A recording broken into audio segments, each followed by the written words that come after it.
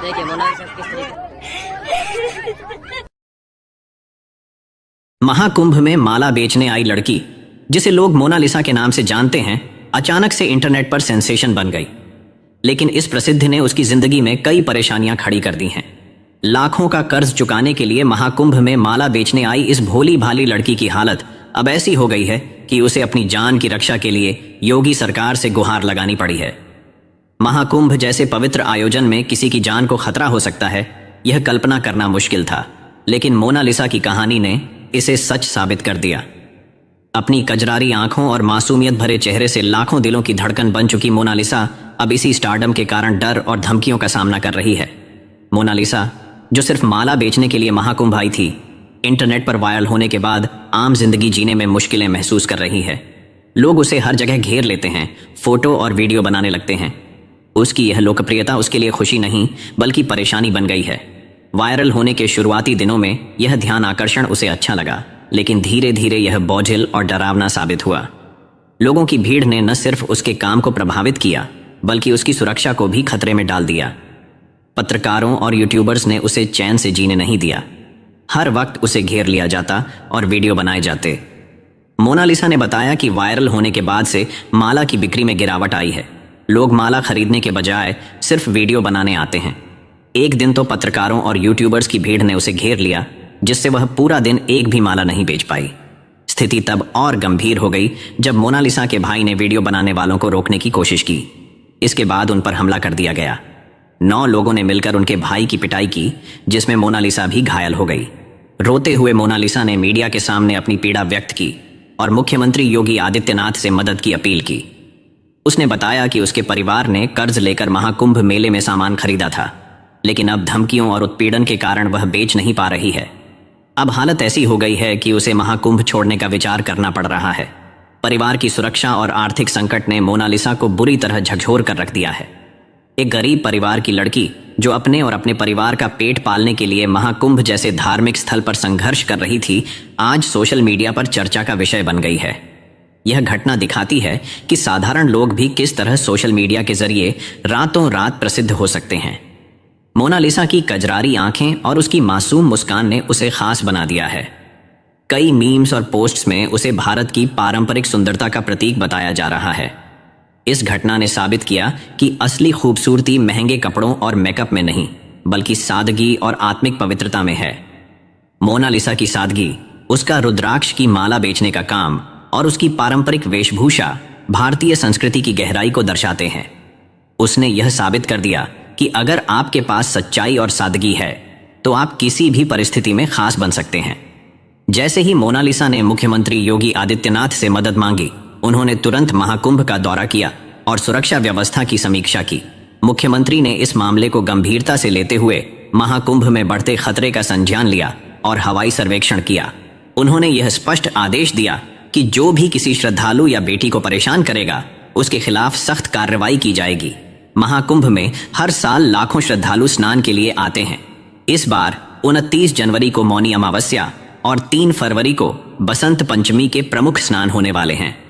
मुख्यमंत्री ने यह सुनिश्चित किया कि सभी श्रद्धालु सुरक्षित रहें और कोई भी असामाजिक तत्व महाकुंभ की पवित्रता को प्रभावित न कर सके। उन्होंने महाकुंभ के दोनों प्रमुख स्नान की तैयारियों का गहन निरीक्षण किया और सुरक्षा व्यवस्था को और मजबूत करने का आदेश दिया।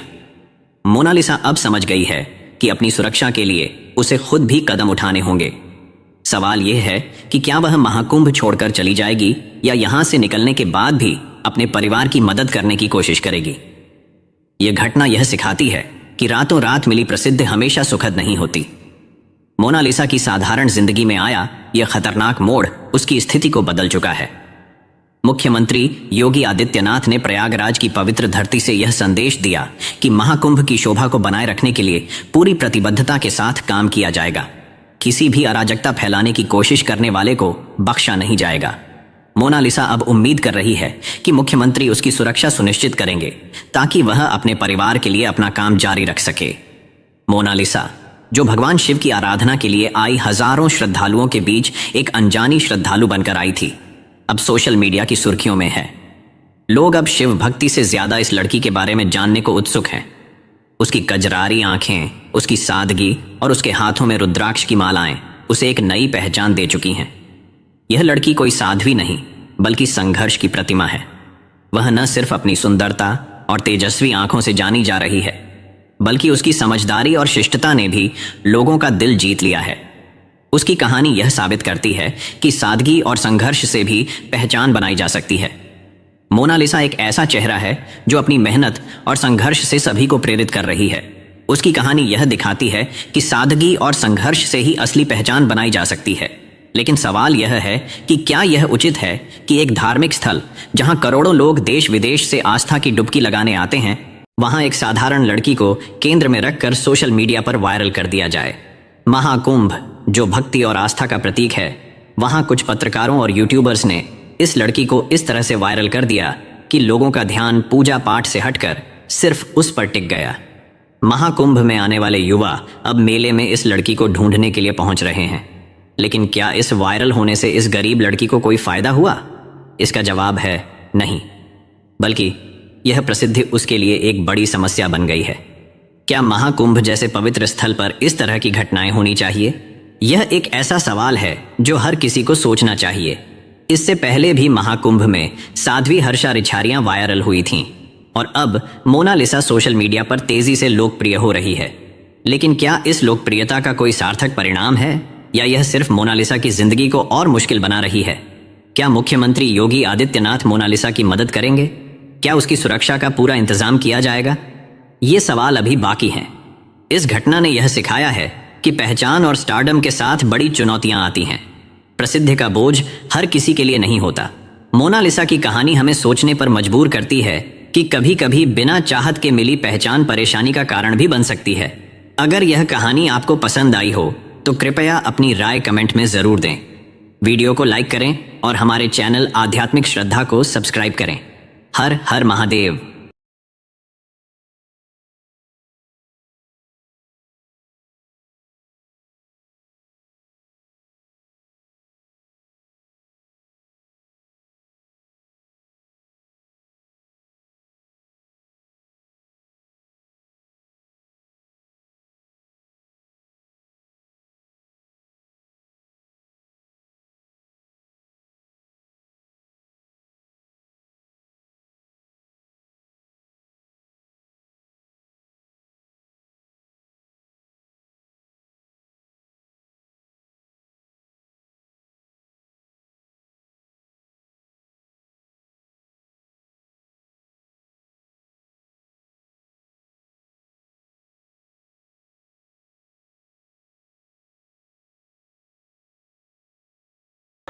दोस्तों, ये खबर मुझे बहुत बुरा लगा।